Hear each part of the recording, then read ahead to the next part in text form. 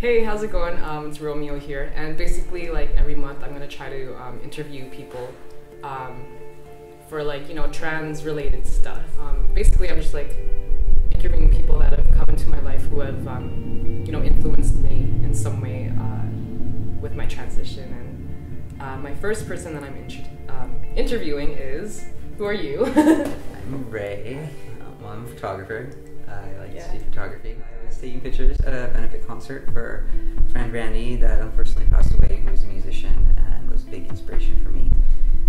And so I saw Romeo and their partner Carol, and I was like, oh my gosh, this couple is beautiful. I need to capture them. And the light was just coming, even they had their mohawks, the funky colors in them, and so got some nice pictures, and so that's where we met. And I wanted to get a memorial tattoo for Randy, and so I contacted Zen Tattoo. Through Facebook. And got this, so it says Love, Peace, Foundation, and Family, which was my friend's song. It said, it's bigger than you and me, it's about love, peace, foundation, and family. And for the family part, there's 5 members, and those were the 5 people that I was living with at the time when I first decided to come out. So it's reminding me that I always have a support system and a foundation family that cares for me. So. Yeah, that was awesome. Like, I don't know, when you asked me to do that, I was like fucking honored. It was really great just going for that tattoo and just having an awesome conversation and being able to share because I was just in the first couple months of my transition. I had, almost just about started T. So I was still just really at the beginning of it. So it was really great to have a conversation. And I had my friend Gavin there with me, who I actually met through Randy as well. I met at Randy's vigil. So I was taking pictures at Randy's vigil, and Gavin came up, and the first question Gavin asked me was, what's your preferred gender pronoun? And this was like when I was just sort of figuring it out, and I hadn't really talked to anyone about it yet, and I wasn't sure how to come about it. So someone approaching me with just that genuine question and accepting that I didn't have to be the gender that they automatically perceive. So it was really cool, and then meeting Gavin and being able to, and Gavin was very active in the queer community and the trans community, and had a lot of great information, so I learned a lot from them, and so brought Gavin to our tattoo meeting. And I swear it's Randy. He's hooking it all up, I swear to God. Randy works his magic, man. He's gonna have snoring in this whole track, eh? You're gonna have to put a little video shot of Charlie at the beginning and say disclaimer snoring throughout the video. Right there. Snoring. Oh. My pottery is just the best. With my dad, I was okay. I was always a tomboy. Always a tomboy as a kid. I always boy clothes, always short haircut. You wouldn't have known that I was a little girl when I was 5 years old until I was 11. I was total little boy, and I loved that.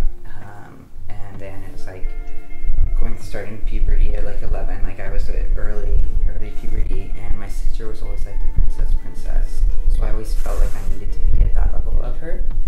So my parents always saw the androgynous type side of me and the tomboy side of me. So it wasn't anything really different. And so when I came out to my dad, he said, "Well, I've never really seen you as a gender. You're always just Ray."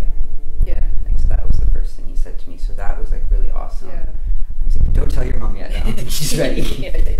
So I told him in July, and then I told my mom in Christmas time.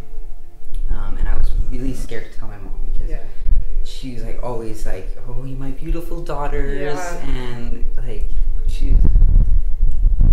she has all the best intentions, yes, but she was a little bit about appearances, and I had really bad acne growing up, and so it was always she never said them as in a demeaning type of way or a way to bring me down, but it was always just put on a little bit of cover up, a bit of mascara kind of thing, because my sister was always all that perfect makeup, and so I felt scared telling her because I didn't want to take away this perfect image of a daughter that she had. And I didn't know how she would react because growing up, they were supportive of gay. It wasn't anything that they were against, and they had a lesbian friend couple that babysat me when I was a kid and stuff like that too. So there was never discussions about gay or the queer community, but it wasn't anything that they were shunned about. So I knew that they weren't really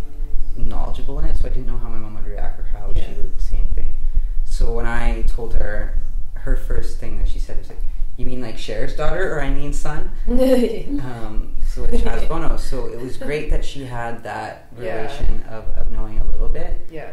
But then she was just really scared for me of what I'd have to go through. Yeah. And then was just really being like, "Are you sure? Like, have you thought about this? Like, are you sure this is what you want to do?" Yeah. But after like just telling her like and reassuring her like, yeah, like I am. This is who I am. Like I'm not hiding it anymore. Like she's very supportive and accepting, and even though she is having a hard time with it because it's hard because she was very attached to her 2 daughters. She is making so much effort, and it feels really good. Like, Ray, love you so much. Just watching a video about Laura Jane Grace. Saw the video I commented on yesterday and feeling different, more comfortable with the trans world and feelings you much feel. Great to read your Facebook message today as well. Love you. So it's like she's learning things and she's going through things, and it's a hard process for her to grasp, but she's been really supportive with it. And it's been good. And my sister, it was easy for her. She called me bro sis. It's pretty great, and she's really happy and supportive of me. And pronouns are tricky too, but they've known me as she for so long. But I was really thankful with my name. It was really easy. My birth name was Raylene, and I go by Ray, so I just had to take the lean off, and everybody already called me Ray. So there wasn't ever that transition for the name, so for me I had that really easy with that. That they didn't have to worry about pronouns, they could always just call me Ray. Are there things that like you miss doing as a female that I guess you can't really do now? Dolling myself up and being able to go get the hot men. I guess you sometimes miss it, like just. Wait, no, I miss it. Of, like, I miss it as in being able to pick up men that I was attracted to. I could get men no problem before. Easily, it was simple. I'd bat my eyelashes, flip my hair around, and then fuck. Is it a bit more like complicated now, or a lot? Well, I don't really know how to go about it. It's a whole new. So I've lived my whole life as a straight female. And heteronormative sex, and then being thrust into this whole gay and queer world where it's like I don't fully fit in with the gay men. And then I'm not at all a straight man because there's no attraction whatsoever to women. Which if I was attracted to women, I'd be getting laid all the time. Women dig trans guys. But no, it's a whole new thing. So that's one thing that. So now, in my point in my transition, where I've now comfortable with myself, gone through the whole awkward stage, where I'm feeling that I could get into wouldn't want to get into a relationship because I work too much and I couldn't focus enough time on them. But to get into some sort of a relationship, but it's like I wouldn't even really know how to go about it, or where to meet those people, or things like that. So it's a whole. So that's the thing that I miss with being able to just go out and connect with someone in the straight world sort of and not have to explain anything. Whereas then now I'm in this weird area. So that's one thing I definitely miss with being. I can't believe I'm already at 2 years. And a year post-op. Damn, 2 years. It's crazy. I guess really any advice to trans allies is just to be understanding and to understand that you don't have to fully understand everything to accept it, and then to just think about if with asking a lot of questions with things, just think of how you would feel with certain questions being asked to yourself, kind of thing. And if you're thinking, well, this might be slightly inappropriate. Well, if you think it's going to be slightly inappropriate, don't ask the question. Ask them, how comfortable are you with some questions, or what would be too far, kind of thing, and just being understanding that it's a process and it's a change in a lot of things. I guess it's like so easy for people to just like, once you tell them about being trans or anything like that, their mind is just like, but how? And then they just ask you the most inappropriate shit, just like, did you have a dick? How big is yours? You want to whip it out and show me right now? Like, Yeah. You don't need to ask those questions. But they, for some reason, just have to. When they ask me about it, I'm like, you can go and Google that later and ask me if you would want to put yourself through that. Yeah. That surgery freaks me out. Yeah. Oh, like a bottom? Yeah. The pictures, yeah, that stuff. It freaks me out. I would either have half a power line on my dick or half a skull. Oh, that's right. The donor skin, right? Yeah, because they take a massive hunk, Yeah. and my legs are way too hairy for that. So, yeah, no, it's one thing that I think really sucks with transgender, with like documents and things like that. Where I really feel for male to females is in getting with documentation. In Canada for female to male to have their birth certificate changed to male gender marker, you just have to have top surgery. Yeah. For a male to female, you have to have a lower surgery. Over 3 months. Yeah. It just is breast implants does not count as gender reassignment surgery. Yeah, so they are forced to have some sort of lower surgery to be able to have their gender marker changed, and I think that's really real. Yeah. Because not everyone has that massive dysphoria about their genitals or want that surgery. And so, like, it's a lot longer process for these women to have their IDs match their identity, and I really feel for them.